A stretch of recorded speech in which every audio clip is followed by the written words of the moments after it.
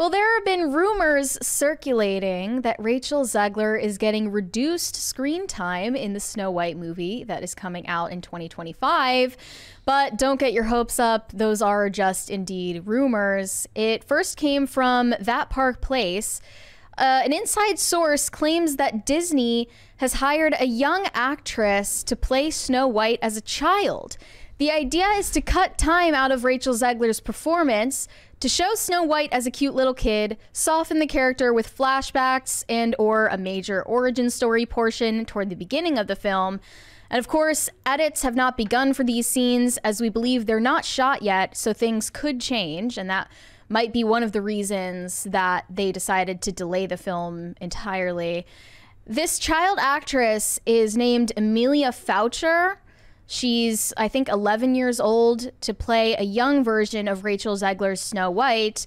They added the original report is not working at the time of the publication, but this was going around all of the Disney gossip sites. So no confirmation on whether or not that's true, but it could be essentially Rachel Zegler's replacement as Snow White. Yep. They're really just like panicking. They're really grasping for straws. I love the idea that they just turned it into a prequel and Rachel Zegler doesn't appear till the last She'll be in like the last 20 minutes and then the movie won't make enough money to gain a sequel. I see this as a possibility because I went and looked at Amelia Foucher's IMDb, and it says, well, first off, it said, when she isn't acting, she loves drawing, singing, and playing piano. What a nice girl. In early 2022, Amelia Foucher signed on for her first leading role in a major studio project due to be released in early 2025. So it doesn't name the project, doesn't name the major studio, but the timing lines up. Yes. It does. The timing for this lines up, so it might have some weight, you know? And it would help them given that, actually, let me rephrase that. I don't know if that matters because, I believe that the Rachel Zegler hate is still a byproduct of Terminally Online, right? I guess it got really huge, though. You could say the Brie Larson stuff proves that it can escape the Terminally Online space, but I also think that those movies were just bad. Yeah. So it's a combination of both the movies being bad and them being unlikable people. But most of the time, I think that like when we get caught, this is something I think more like increasingly about these days. It's like when people talk about like echo chambers. Like, it's a very real discussion to have, right? Because most of us, we live through our phones and we live digitally these days. And you forget sometimes that the person next to you just isn't living in the same world that you are. So as much as she has said, or all of the things that have been pointed out, if you're not looking up this stuff or not paying attention to the algorithm or your algorithm is different, what that says about you, like what your algorithm says about you could be something completely different from that. So Rachel Zegler's annoying comments won't mean anything to you. They just won't. We got a $20 from McChilla that said the only Disney character Rachel Zegler should play is Sid from Ice Age. Ew. I thought that Ice Age wasn't a Disney movie, though. Am I wrong? Speaking of Sid, did you know? Okay, that won't make any sense. So there's a movie, a rollerblading movie called Brink that I loved growing up. Of course, growing up skating was a very big part. And the character of Andy Brinker, who's the main character, that actor voiced Sid in the first 3 Toy Story movies, which kind of blew my mind over the weekend. It really did. And I don't think Ice Age was Disney. I thought that was... Oh, no. I don't think that was Disney, but... Somebody can tell us. I agree. There is a growing trend of all of these young actresses having, eyes that are very far apart. Holly Bailey is also like that. Okay. Here's another piece of the drama. Here's another layer to the onion that is all of the Snow White drama. Apparently, Rachel Zegler and Gal Gadot are beefing, so there might be some catfights on set over Israel and Palestine, of all things. This just says that they're worried that this could make for an awkward Snow White press tour. Rachel Zegler has posted on her Instagram calling for a ceasefire in Gaza, and she posted a link to donate to emergency relief for Gaza. And meanwhile, Gal Gadot is very outspokenly pro-Israel and a Zionist, and people think that there might be some hypocrisy in Rachel Zegler working with Gal Gadot despite that fact. They said, "It's insane and so awkward to me that she apparently supports Palestine for a while now, but is acting alongside a known Zionist actress." Another said, "You're literally sharing a movie with Gal Gadot." Another said, "I love how she waited until the press for Hunger Games ended and all her deals were finalized and guaranteed to sign the ceasefire letter. It's not like she willingly worked with and befriended Gal Gadot or anything. Anyways, better late than never, I guess."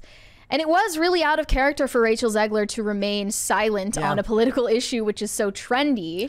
And I thought good for her for staying silent, because so few people had the foresight to do so. No, it is. She's just a greedy capitalist. But she's looking out for herself. She's looking out for her reputation, as she should, because she's not supposed to be a political pundit. No. They might have been getting along when they were at the D23 Expo, you know, shitting on the original Snow White movie and talking about how she doesn't need to be saved by the prince, but this might drive a bit of a wedge between them. And I don't think it's hypocritical at all for someone to work with another person with whom they politically disagree. No, it's a sign of good mental health that you can work with people you disagree with. It speaks to your character, actually. Yeah. Like, I don't know why you would need to be aligned with someone you work with, like with a coworker on every political issue. What a boring life. Fun fact. It's also impossible. Fun fact, me and Mary don't agree on much of anything. Yeah, really, honestly, we don't. And it doesn't cause us to have cat fights. We're just human beings who can have disagreements and move on. Granted, ours is in a space where it's kind of healthy to at least have these discussions here. And even if you go to work for a company like this, you're going to be used to having some type of pushback to your ideas anyways. So the thing is, a lot of people, they don't get any practice doing that in the real world. Sure, they can argue with people all day online, but they don't actually get in the practice of having healthy disagreements with another person in the real world. And I'm actually one of those people who's gone back and forth on that, which is like the idea that, you know how a lot of people say, like, we need to go back to the age where you didn't talk about politics, you didn't talk about religion. You know, there were certain things you didn't discuss at the dinner table because it was impolite. Or on a first date. Exactly. So some people believe that to be true. Other people believe that if we had been taught to have these disagreements when we were young, maybe we would be in a world with more polite discourse. I tend to disagree with that because I don't really have much faith in the human condition. I think humans have always been the way they are. And I think that those rules fell into place as a coping mechanism for the way that human beings behave. Right? So I don't know if learning how, I think that the people who do know how to politely disagree have to want to learn to do that.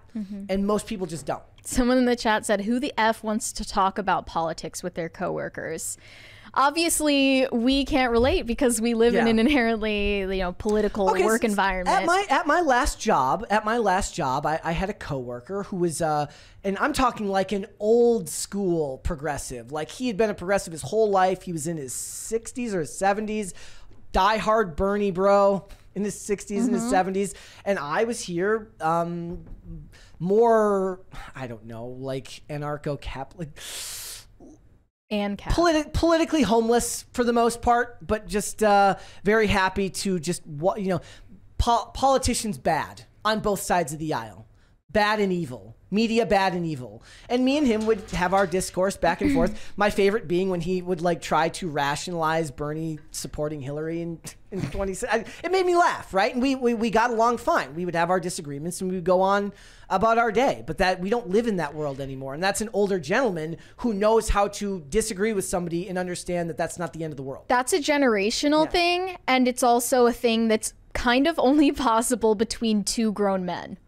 Maybe. When it's between women, especially one who is a Gen Zer, Rachel Zegler, who has been outspokenly political for years now, to the extreme end. Yeah. I don't think she's capable of the same thing. So it could make for a little bit of an awkward press tour as they go forward. I mean, how is it a puzzle to her that Gal Gadot was pro-Israel in the first place? I mean, she's always been that way. What we need to do we need to send somebody, like, we need to see if we can get into these press conferences and ask pointedly the political awkward questions. but only film the person. So ask a question about Israel and only film Zegler, and then ask a question about Palestine and only film Gadot. Only film their facial expressions as the other person disagrees with them. So here are some other tweets. That Snow White press tour is going to be very awkward with genocide Barbie. They're also calling Gal Gadot Zionist Barbie. But good, she's speaking for what's right. I don't see how you can be in a Hunger Games movie and be pro-Israel in this conflict. Rachel Zegler is not pro-Israel. Another said, so many fans bullied this poor girl for her role as Snow White when Gal Gadot is supporting the genocide of Palestinians. Meanwhile, Rachel Zegler shows her support for Palestine. At least I would rather spend with Rachel than being friends with a Zionist evil queen. Again, so she's actually turning into their own version of the evil queen. There's just there's this weird political discourse now that dehumanizes everyone who disagrees with you, when this is such a ridiculous take where support, like, Gal Gadot she's not American born. She's actually from Israel. Right. So being a Zionist makes perfect sense. But if you want to make globalist entertainment, this is what you're going to have to put up with. Those publicists are going to be earning their keep.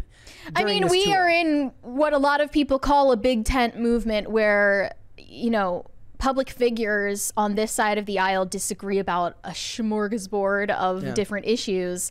And I think Hollywood, as it becomes safer to voice controversial opinions, and that seems to be the way things are trending, they're going to need to learn to be more of a big tent industry where you accept different points of view.